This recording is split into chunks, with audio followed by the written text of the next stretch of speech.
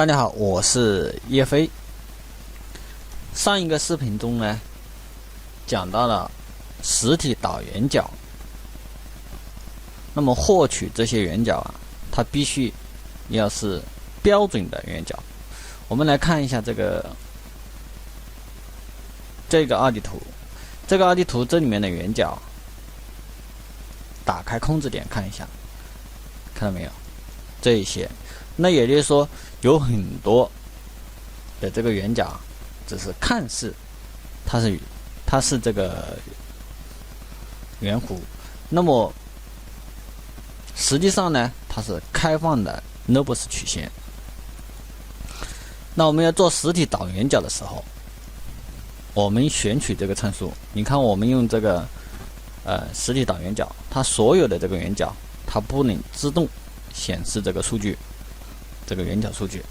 那么我们就需要把这所有的这个圆角啊转换成标准的。那转换的方法呢，也就是我这个视频所要给大家介绍的一个命令。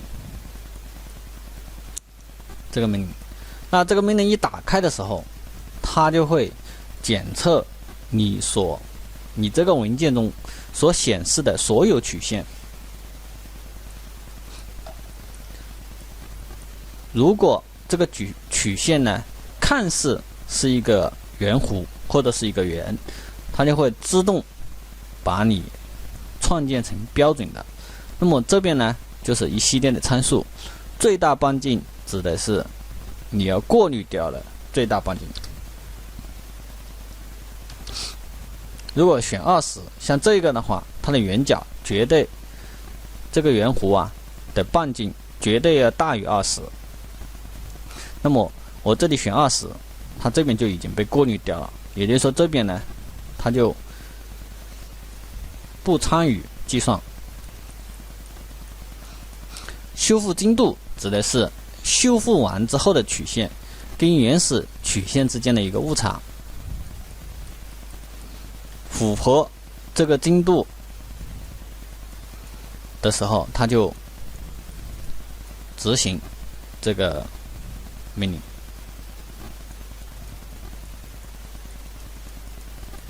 点击确定完成。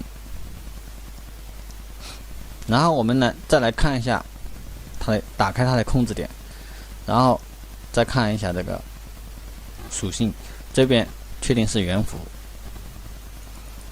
然后我们再把它取消这个圆角。取消圆角的命令是这一个，选取要取消的圆角，然后这边是删除，也可以不删除，我们这里选删除。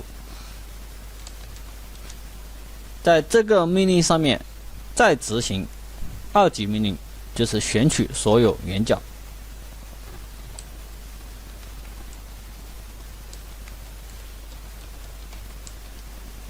这个命令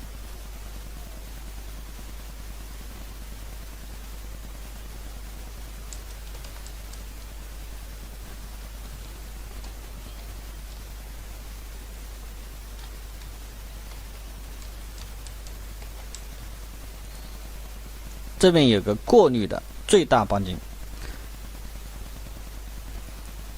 这个最大半径指的是，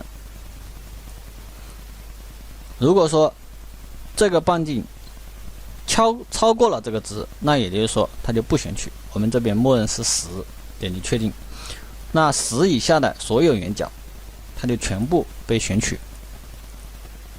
选取完之后，按确定。大家看一下，这个呢，就是我们恢复完之后的这个效果。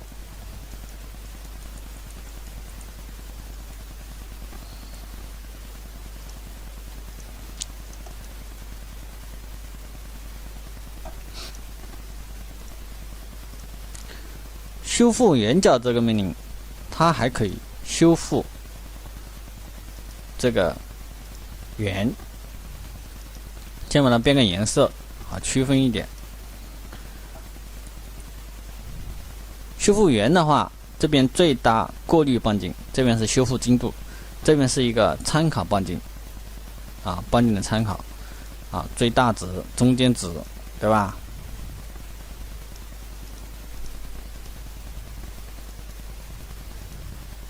这个就是这个功能的这个效果以及它的一个用途。